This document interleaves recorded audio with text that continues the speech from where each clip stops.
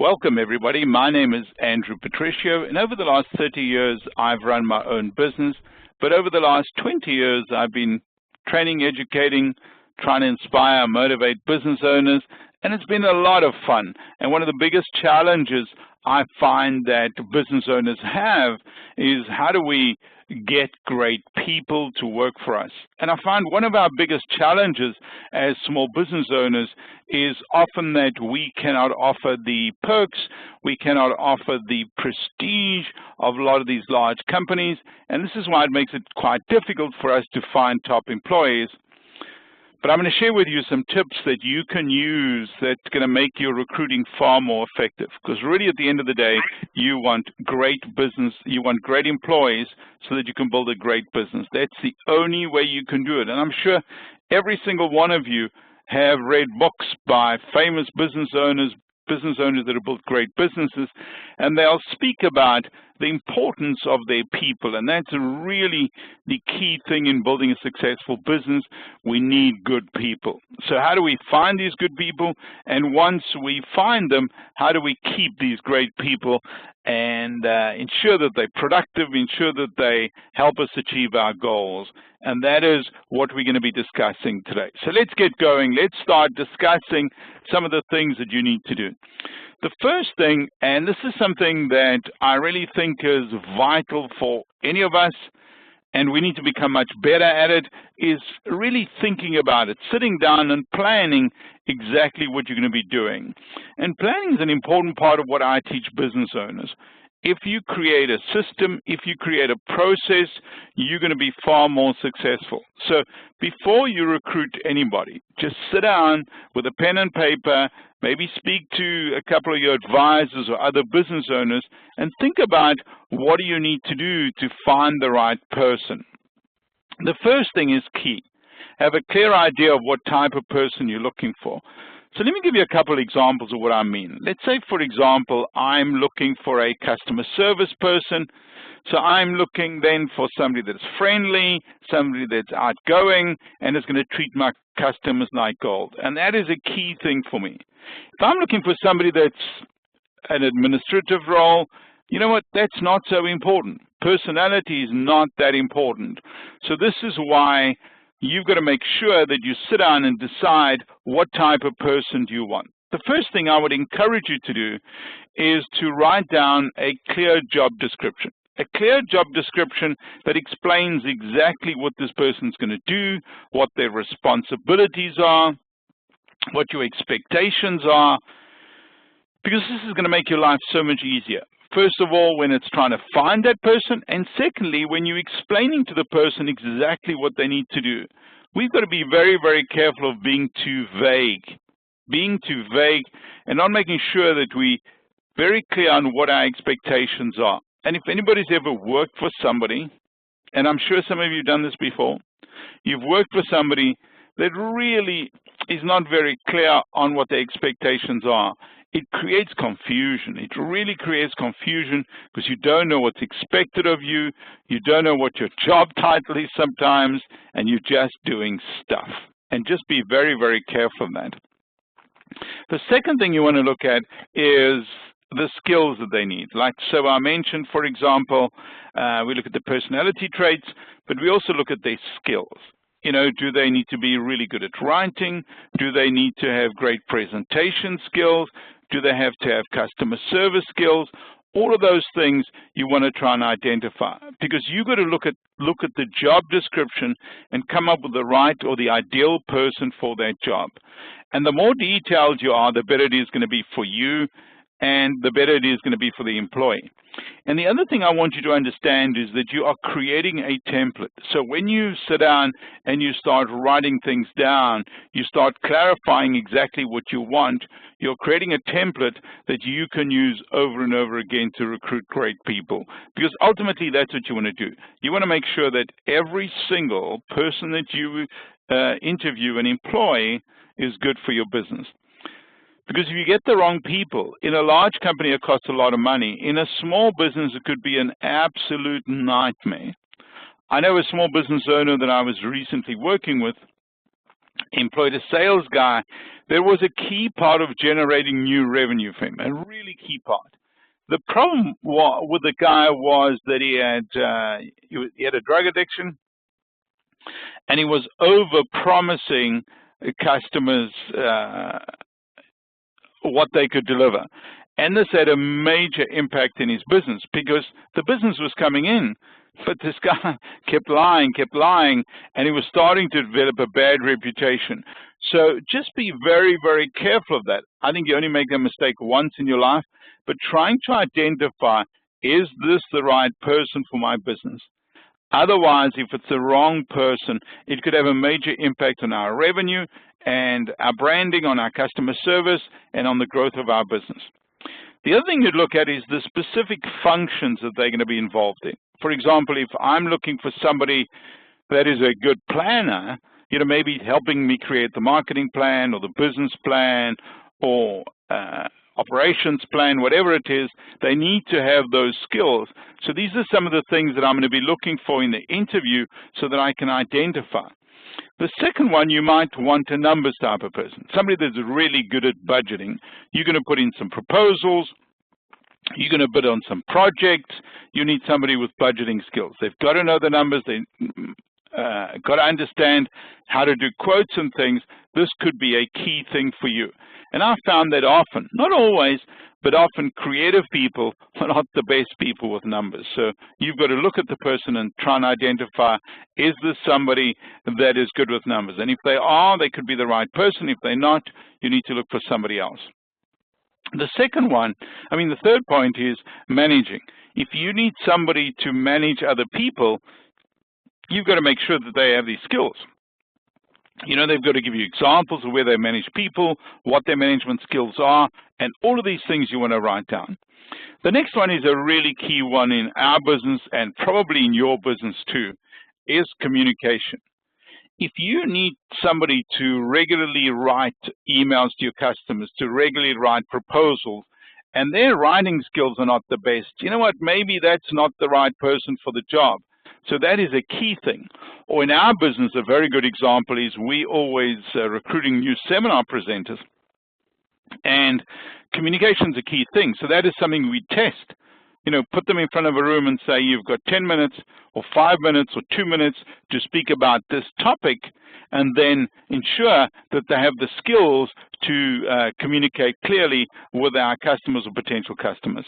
Maybe you want them to monitor stuff, and maybe you want them to create reports. So the more clear you are on exactly what they need to do, it's going to be better for you. For example, you might need people that are qualified. If you're in a food business, you might need people that have special training and things like that. And these are the things you need to identify. So here's my advice to you. Get out a pen and paper and try and be as clear as possible of the perfect employee for this job. That's the starting point. Try and get some clarity on exactly what this person's going to do, what skills they need, what experience they need, what qualifications they need, so you're ready. Once you've done that, you move to the next step. Where do we find great people? And this is key. You want to find great people. And there are a couple of really creative ways.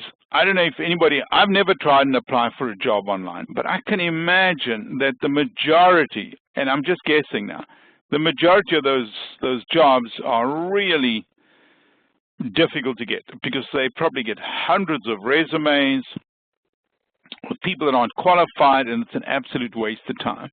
So typically business owners, I think we often use different ways of recruiting people. That doesn't mean we don't use the online methods, but typically we use different ways. We'll start off by speaking to our employees. And I know a lot of companies actually that offer their employees an incentive. They'll pay them a referral fee if they employ good employees. And the reason they would do that is because, let's say I'm working for your organization. I'll understand the culture. I'll understand what the expectations are. I'll understand the environment.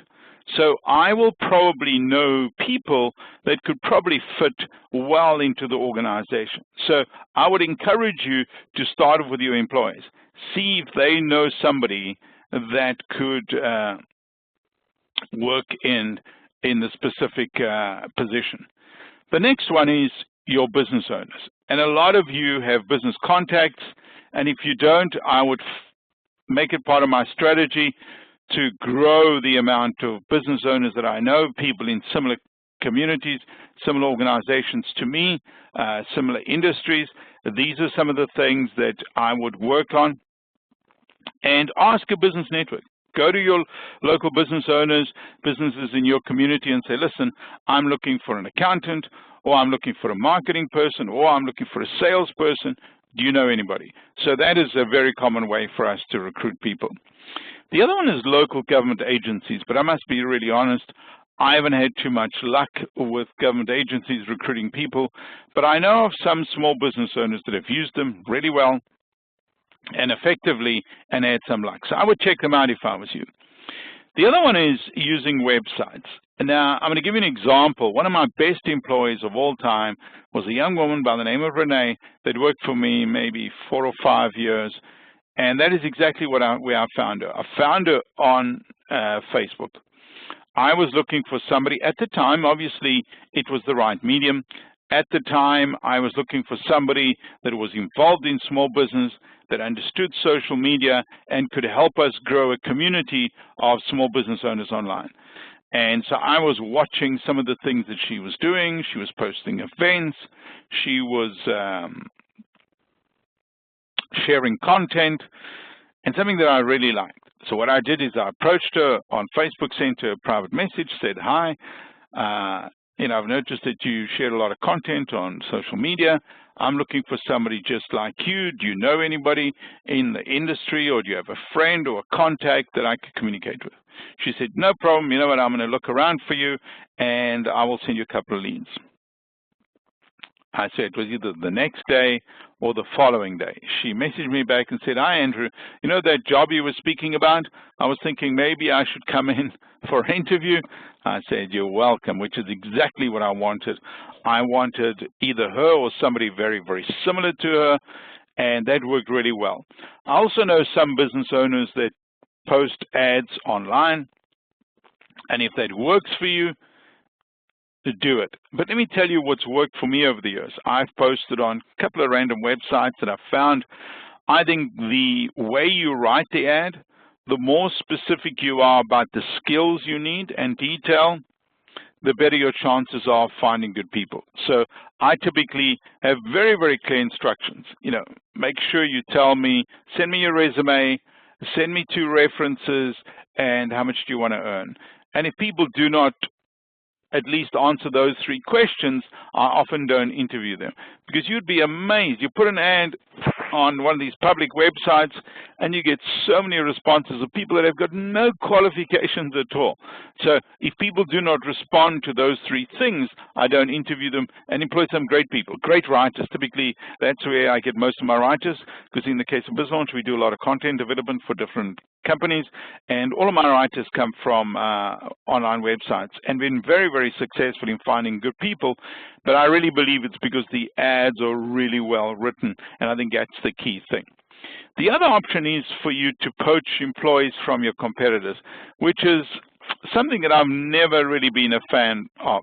And the reason I'm not a fan of that is because often if you poach somebody, they arrive there with a bit of an attitude. They realize you need them, you're important for them to, in the growth of your business, and they could be a little bit of a headache. I've got an example of a business owner now that employed somebody, and a silly little thing. He calls him a sales manager, and the employer wants to be called the sales director, and it's a crazy little argument they're having that he won't put it in his signature file. And really at the end of the day, the owner needs to sit this guy down and explain to him very simple language that he's the boss, and that's the way you need to deal with things. But again, try and find a source of great people for your business, and that's what you need to do. So do your research, ask other small business owners, use online resources if they work for you, or just test them out and see if they work, but make sure you find good people. So that's the second step. The third one is the most important one, is your interview. I really believe this is key, that if you can come up with some really relevant, valid questions, it's going to ensure that you get the right person for the right job. So I would encourage you to spend some time on this. Just do research. Go online. Just go online to Google and search for a list of the top 10 questions you should ask on an interview, or the top 20 questions, the top 15 questions. I've developed a list of 100 that I've used over the years. I don't ask them all, but I ask a combination of them, and I found that to be very, very effective, because you really want to understand the person. You want to understand the person. You want to understand what their skills are. You want to understand how they're going to help you grow your business, because this is a key thing. You do not employ people so that you can make less money. In small business, when we employ somebody, it's so we can generate more revenue. Either they're going to generate more revenue, or they're going to allow us to do what we should be doing. So they're going to work on tasks or functions that maybe we don't like working on, or are not revenue generating, to give us the opportunity to go out there and sell. So understand the relevance of this. In small business, we do not employ people to make less money. We employ people to make more money, so we need to identify the ideal person for that. So now I'm going to share with you some questions that you can ask when you do interviews. And I encourage you to use some of these or create your own similar ones to these. But I think these are really good questions. The first one is, why do you want this job? What motivates you? What inspired you to apply for this job? Those are the type of questions you want to ask. The second question, and this could be key for you, and for others would be totally irrelevant. In my case, we run a company that supports and educates and works with small business owners on a regular basis. So I am looking for people that are self-motivated. I am looking for people that are ambitious. I am looking for people that are set goals, that are dreamers. Those are the type of people I'm looking for. The only challenge we have is that those people often leave, but I'm okay with that, as long as when they work with us, they give us great results, and that is the key thing. So again, this question might not be ideal for you, but if you're looking for an ambitious salesperson, you want to know that this person is goal-orientated and is going to work really hard. So I think that's a key question if you're looking for that type of person. The third question is, where do you see yourself in 5 years? Especially if you're in a growing company and you want to identify, does this person have potential? Do they want to move up in the company? Do they have dreams of being something else, or that this is the starting point and they're going to be ambitious and try and grow in the company? If you're looking for that type of person, that's the type of question you'd ask. The next question for me is really key. It really, really is key when you're sitting down with an employee, is asking them, and it's a key question specifically, I think, for small business. Not that big companies shouldn't ask the same question, but I think for me as a small business owner, I only want to employ people that are going to make my business better. That's the type of people I want to employ. People that are going to make my business better and help me generate more revenue. So asking them that question is a key thing. Hopefully they've gone to the website, they understand your business model, they understand what you're trying to do, and they'll be able to come up with why you should employ them specifically to do certain tasks, whether it's your marketing, your social media, your sales, whatever it is. It's key that you ask that question. Another common thing that people do in interviews is give them a scenario and ask them how they will deal with the situation. If you're looking for a customer service person, you want to make sure that you give them a scenario. A customer bought our services, he's really angry, he's phoning into the office, shouting on the telephone. How do you deal with that situation? And then you wait for their response. Or give them different scenarios relating specifically to your business. But you want to try and understand how they think on their feet. Can they solve problems? What solutions do they come up with? This is the type of thing you're looking for. Or ask them how they've dealt with it in the past. Let's say, for example, there's a problem at the company, somebody's stolen something, or you know that somebody's doing something illegal. How do you deal with it? These are the type of situations you want to give them to understand how do they deal with certain challenges you go in your business. And tell me what motivates you. And you want to try and understand this. So what are their goals? What are their dreams? What inspires? What motivates them? Where do they see themselves in the future? These are the type of questions you want to ask so you can get a better understanding of the person you're dealing with. Another thing you may ask is, in their previous job or previous jobs, what have been their most significant accomplishments? You know, what are they really proud of? What systems did they develop? What processes did they develop? What did they do to help the business grow? These are the type of things you're looking for. Another thing that is a key thing is ask them to describe the work environment they're most effective in. And let me tell you something, some people do not fit into certain environments. You know, if it's, you know, too open plan, or if it's too casual, or if it's too strict, or whatever it is, you want to try and find out, will this person fit in to your business? And that is the key thing you're trying to identify. So that's why you'd ask that question. Another question you could ask, obviously if they're still employed, is ask them, why are they leaving their current employer? What is motivated? What was the tipping? What made them move? And again, it'll give you a clear idea of what's important for them and if they're the right person for your company. Another question you may ask them, what are the 3 most important skills you believe you would bring to our company if we hired you? So think of 3 things that you're really good at. Identify those things and tell me what they are. And here's another nice question. I like this question, actually. If I contact your last boss and ask which area of your work needs the most improvement, what will they say? Or what will he or she say? Again, you're trying to understand, does this person know what their strengths are?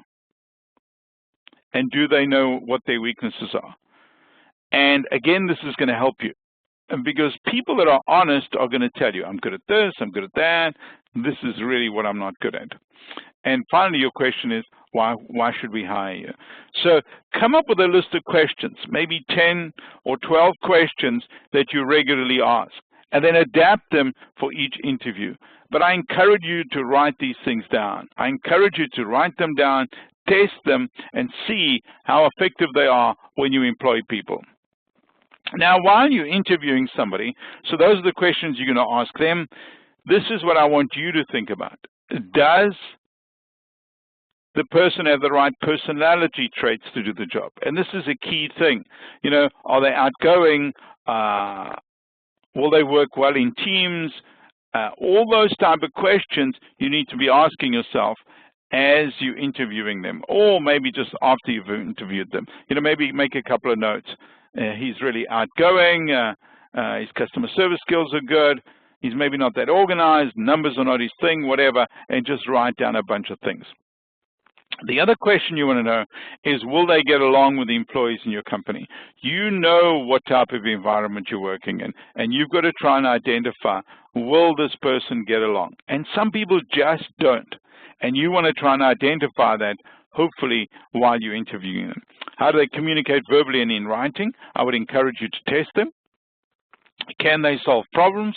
Give them a couple of problems during the interview, and do they have positive energy? And this is a really key thing. If you ever speak to business owners, they will tell you repeatedly, if you ask the question, that when you interview somebody, you've got to make sure they have the great attitude. They have a right attitude, because the rest you can teach. But you can't teach people how to have a great attitude. You can't teach people how to have a positive energy. I mean, you can try, but it is really, really difficult. And you've seen some of these people come into an interview, and really they do not have that energy. They do not have that drive. Look, obviously, you've got to take nervousness into consideration, but just be very careful of employing people that don't have a great attitude.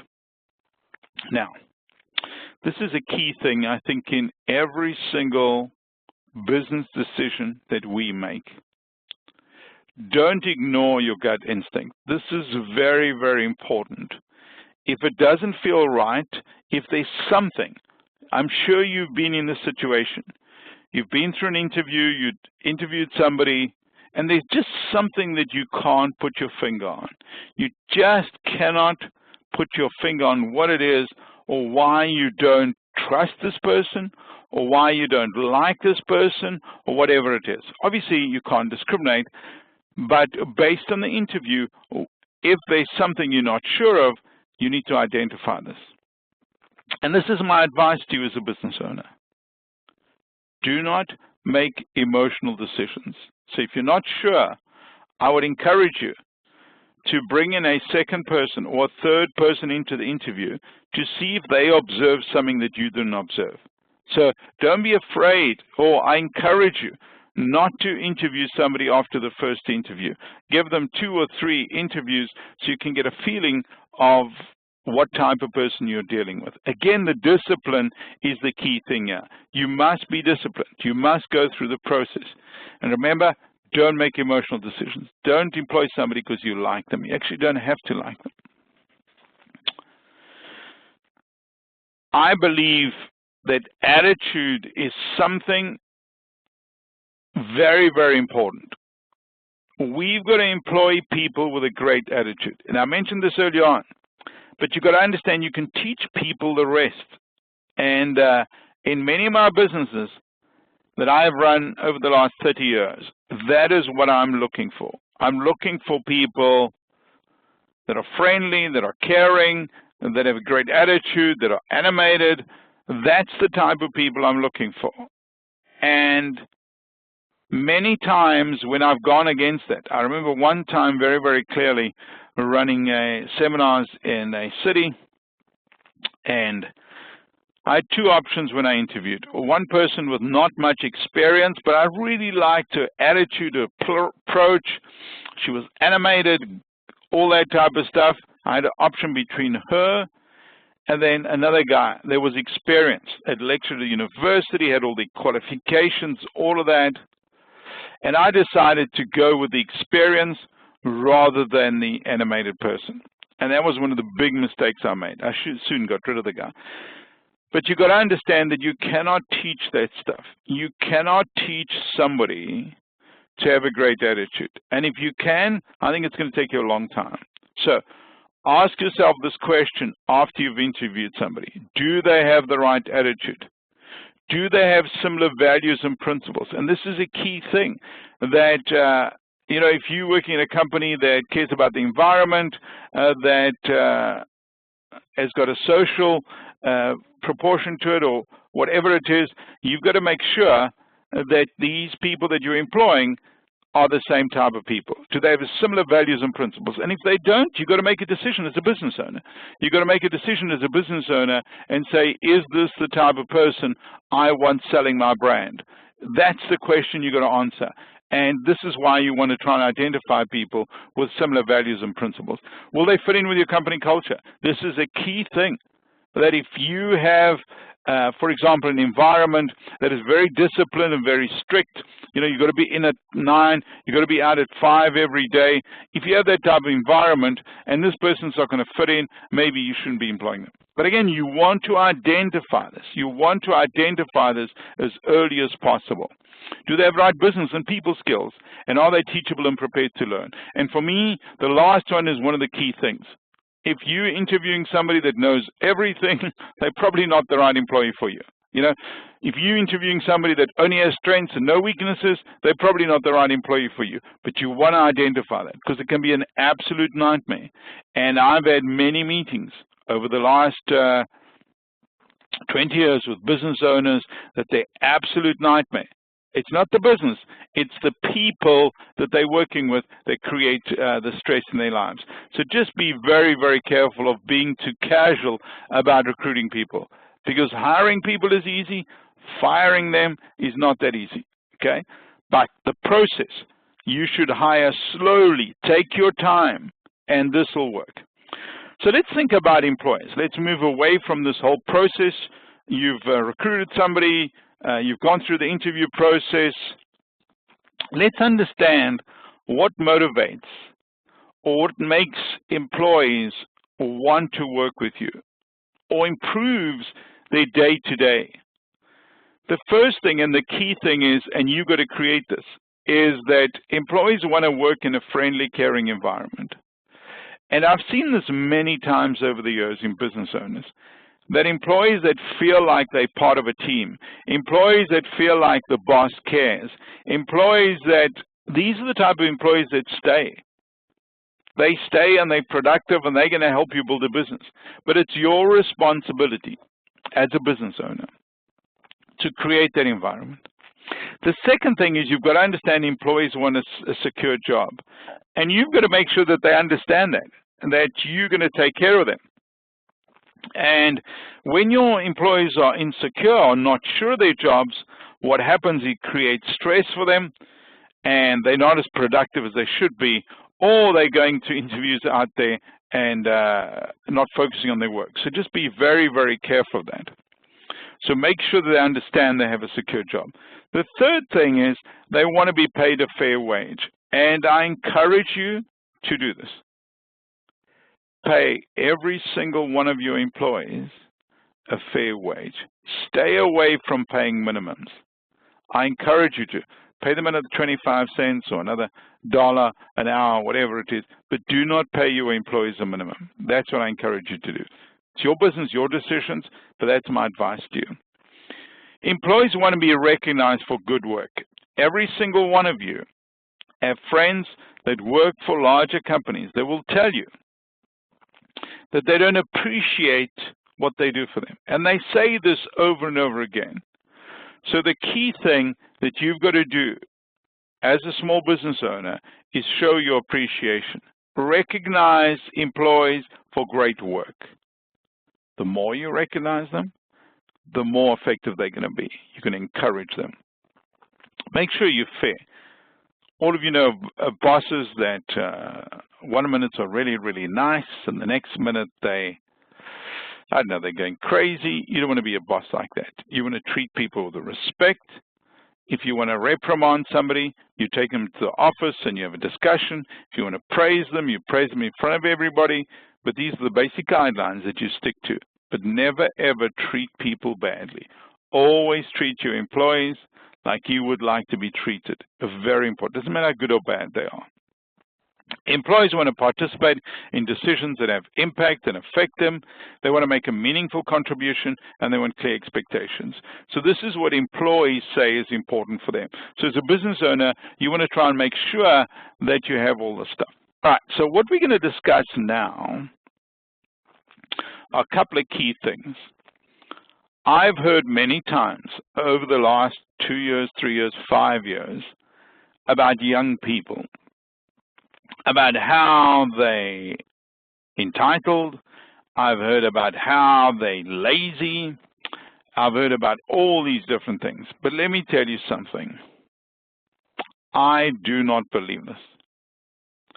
I believe that, and we employ a lot of young people, I believe that young people are great employees. If treated properly, if encouraged, if motivated, they are great employees. I'm going to share with you some tips on how they're a little bit different maybe than older employees, and more importantly, how do we deal with them.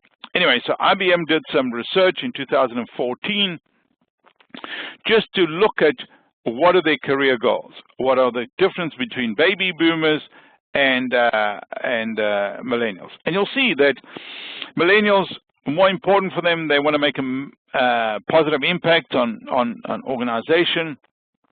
They want to solve some of the challenges in the environment. They want to work with diverse groups of people. They want to work for an organization that's the best in the industry. They want to do something that they're passionate about. But if you look across, you will see that what baby boomers want and millennials are basically exactly the same thing. And we've got to understand this, that even though we think that their goals, their values, their ideals are very, very different, not so. The interesting one I found at the bottom here is that more millennials want to start their own businesses than baby boomers, and maybe it's because they're young. But you understand that their goals, their dreams, what they want out of a job is very, very simple. So let me just define what millennials are. They were born between the age of 1982 and 2004. So I've got two sons, both of them are millennials, and let me tell you a little bit about them. They are really hardworking. They understand technology much better than me. They're really good at what they're doing. They have a great general knowledge, much brighter than their father. So when people say to me that they have a problem with them, I think it's more that they're not managing them as effectively. You know, one of the best business owners I ever worked with, he used to always say this to me.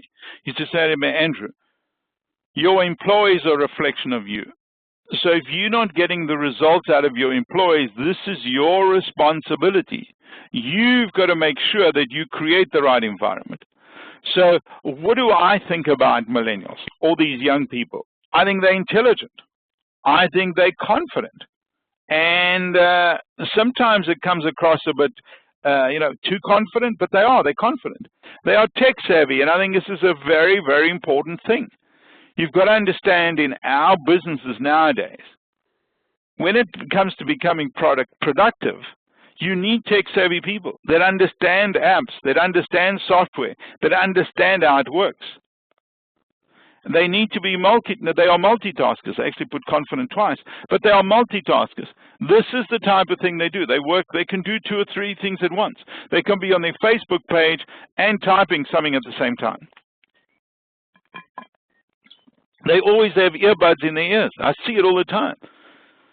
But the reality is, if they're getting the job done, I don't care if they put earbuds in their ears all the time. I really don't care. All I care about is that they get the work done and they do it really well.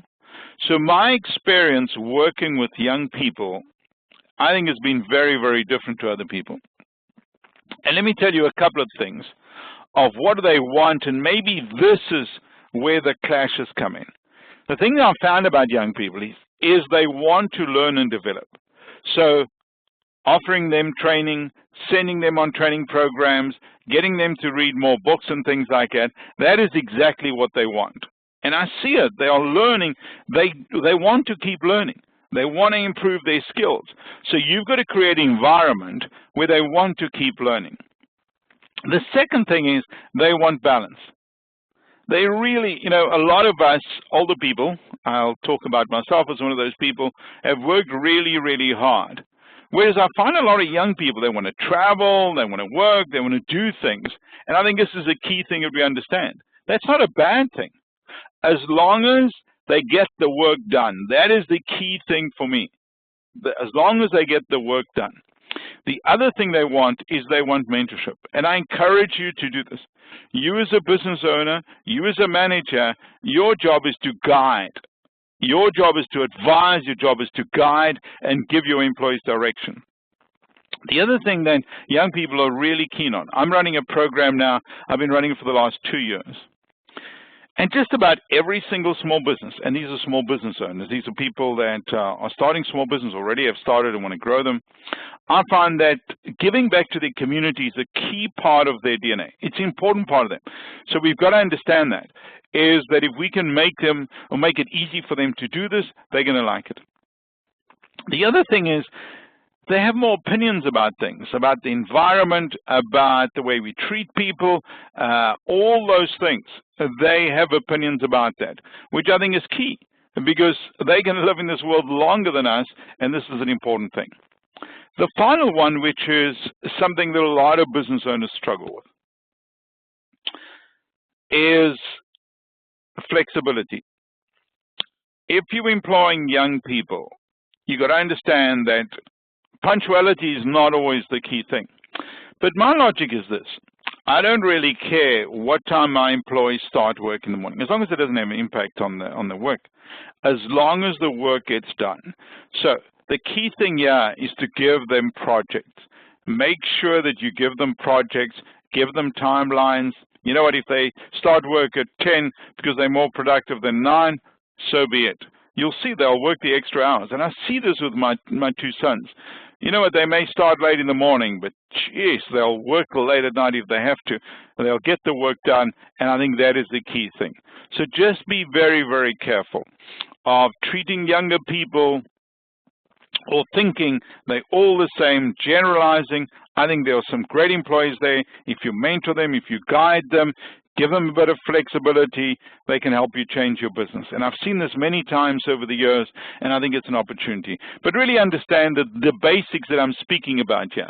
I can imagine our parents saying exactly the same thing about us, you know, about the way we worked and maybe being lazy and feeling entitled or whatever it is. But it's really about how you manage these people. That is the key thing.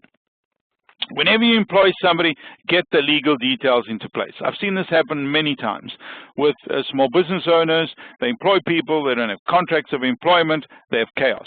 So this is what I encourage you to do.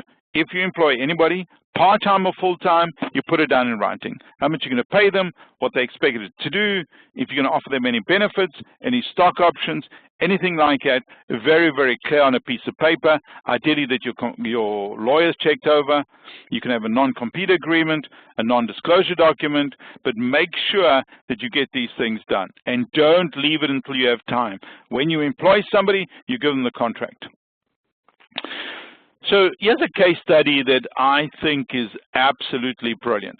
You know, I was thinking about it. I was thinking, how does a business like Starbucks that is growing employ so many young people that run their businesses and still grow?